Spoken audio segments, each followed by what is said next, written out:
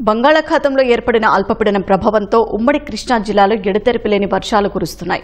నిన్న ఉదయం నుంచి భారీ వర్షం కురవడంతో లోతట్టు ప్రాంతాలు జలమయమయ్యాయి. రహదారులు కాలువల్ని తలపించాయి. వర్షాల కారణంతో జనాలు అవస్థలు పడ్డారు. ఉమ్మడి కృష్ణా జిల్లా వ్యాప్తంగా విస్తారంగా వర్షాలు కురుస్తున్నాయి.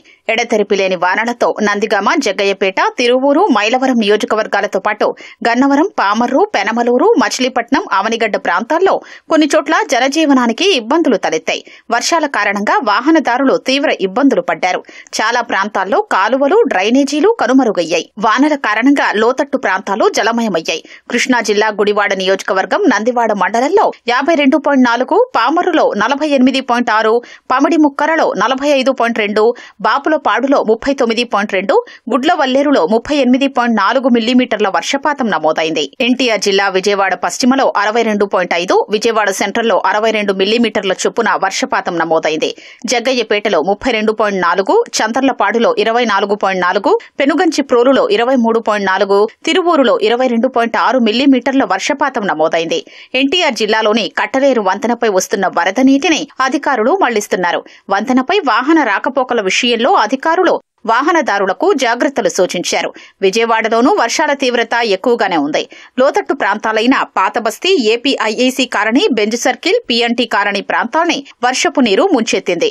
రోడ్లన్నీ కాలువల్ని తలపించాయి. ఇళ్లల్లోంచి బయటకు రావడానికి తీవ్ర అవస్థలు పడ్డారు. ట్రాఫిక్ ఎక్కువగా ఉండే బెంజ్ సర్కిల్ వద్ద మోకాళ్ల లోతు వరకు నీరు చేరడంతో వాహనదారులు ఇబ్బందులు పడ్డారు. వినాయక చవితి కావడంతో పూలు, పళ్లు కొనుగోలు చేసేందుకు కూడా ప్రజలకు ఇక్కట్లు తప్పలేదు.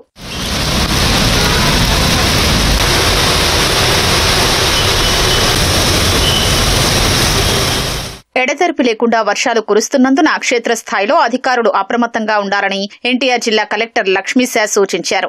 గ్రామ, వార్డు సచివాలయం యూనిట్ గా 24 గంటలు ప్రత్యేక పర్యవేక్షణ బృందాలతో పాటు వరద స్పందన బృందాలు క్రియాశీలం కావాలన్నారు.